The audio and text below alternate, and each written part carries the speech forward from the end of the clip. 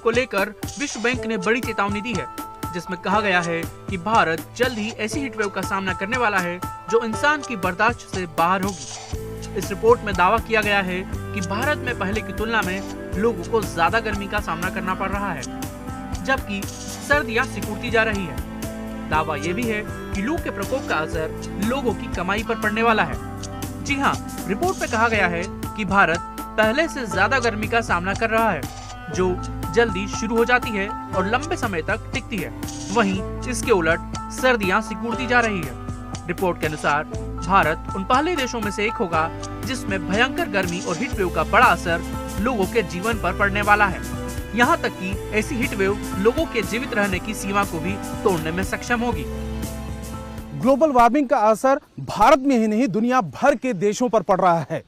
विश्व बैंक की रिपोर्ट में दावा किया गया है कि भारत में 38 करोड़ लोग ऐसे हैं जो ऐसे सेक्टर में काम करते हैं जिन्हें खुले आसमान के नीचे काम करना पड़ता है।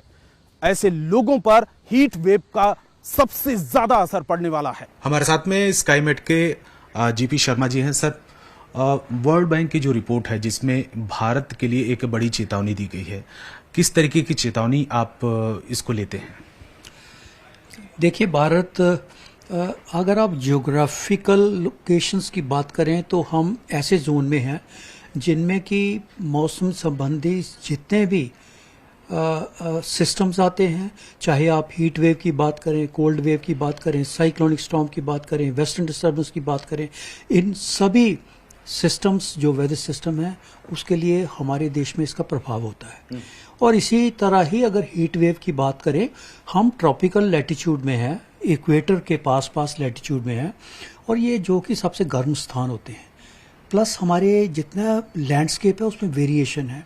मरुस्थल डेजर्ट से लेके आपके पास वैलीज, फॉरेस्ट, माउंटेन सब कुछ है, तो इसलिए वेरिएशन इतनी ज़्यादा है कि हमारा वैसे ही ज्योग्राफिकली सीज़न ऐसे आएंगे जैसे प्री मानसून सीज़न, जिसमें कि हीट का प्रकोप बहुत बढ़ जाएगा, हीट वेव आ जाएंगी, और इसी तरह जब सर्दियों का मौसम आता है तो कोल्ड वेव कंडीशन भी आ जाएंगी। लेकिन जैसी परिस्थितियाँ बनी हुई हैं, लगातार 3 साल से ला नीना कंडीशन बनी हुई है। अभी इस बार उसके कम हो जाने की संभावना रहेगी। उसके बाद नेचुरल होता है कि ला नीना के बाद या तो न्यूट्रल कुछ देर के लिए, उसके बाद एल नीनो की स्थिति भी आती है।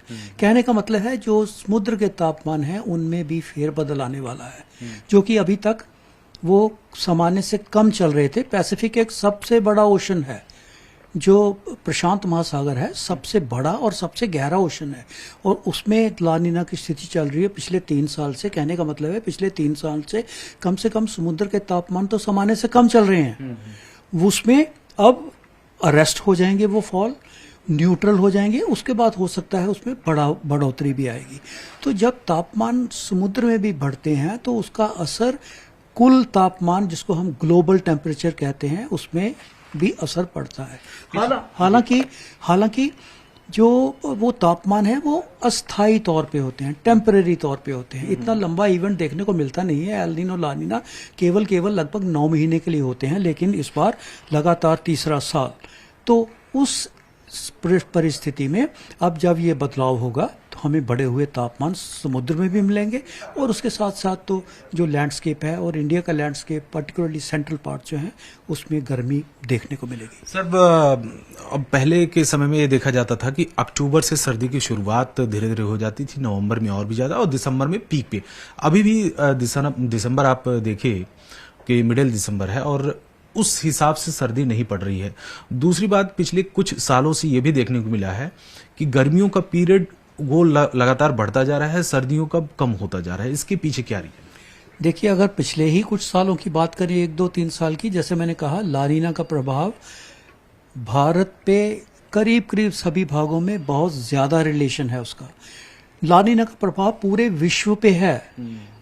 हम अपने भारत की बात करते हैं, जैसे अफ्रीकन कंट्रीज हैं, कई में लंबे समय तक वो सूखा पड़ा हुआ है और उसमें सुधार आने की संभावना नहीं है। इसलिए इसी तरह अमेरिका के कुछ क्षेत्रों में जिसमें फ्लडिंग रेंज हैं, तो ये ला नीना का प्रकोप है जो पिछले 3 साल से देखने को मिल रहा है, और उसके कारण भारत में भी इसके, चाहे आप मानसून की बात करें चाहे आप सर्दियों की बात करें, इसमें इसके साथ बहुत ही क्लोजली कनेक्टेड है, उसका रिलेशनशिप है, और उसके चलते ये हमें ये बदलाव देखने को मिल रहा है। कोई वेस्टर्न डिस्टर्बेंस कोई एक्टिव आए ही नहीं। उत्तर भारत के मैदानी इलाकों में पिछले 45 दिनों से 1.5 महीने से वर्षा ही नहीं हुई।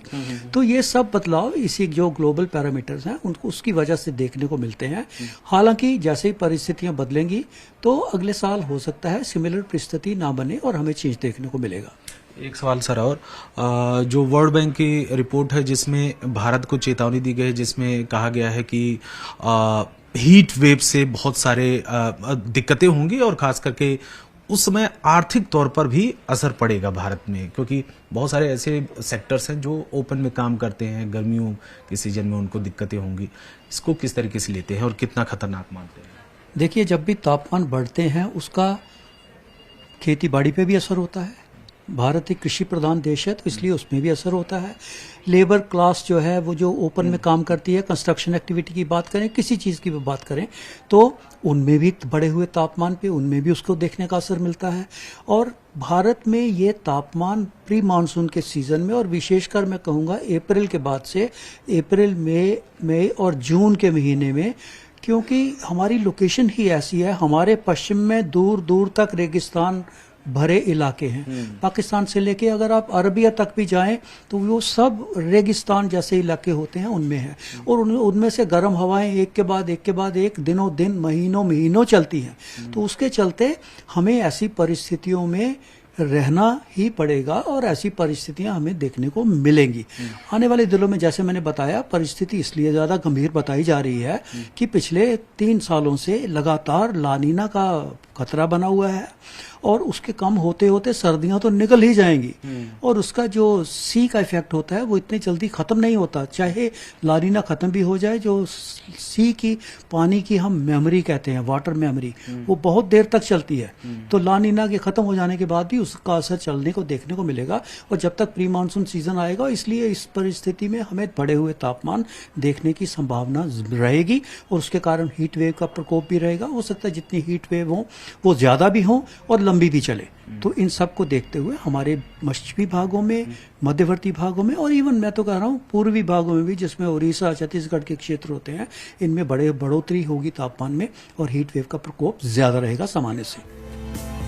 विश्व बैंक की इस रिपोर्ट के मुताबिक G20 क्लाइमेट रिस्क एटलस ने भी 2021 में चेताया था कि अगर कार्बन उत्सर्जन का स्तर ज्यादा बना रहता है तो पूरे भारत में 2036 से 2065 के बीच हीट वेव 25 गुना ज्यादा तक चलने की आशंका है। इससे देश की इकोनॉमी पर भी बड़ा असर पड़ सकता है। रिपोर्ट में जिक्र है कि भारत में 75% यानी लगभग 38 करोड़ लोगों को खुले आसमान में काम करना पड़ता है, यानी उन्हें गर्म वातावरण में काम करना पड़ता है। रिपोर्ट के मुताबिक दक्षिण एशियाई देशों में भारी श्रम पर गर्मी का सबसे ज्यादा असर भारत में देखा गया है और पिछले कुछ सालों में जैसे हालात बने हैं उन्हें देखकर लगता है कि तेज लू का असर कामकाज पर भी पड़ने वाला है। क्लाइमेट जो है वो एक अपने आप में बहुत इंपॉर्टेंट एस्पेक्ट है एक ह्यूमन बीइंग की एफिशिएंसी के बारे में, काम करने के।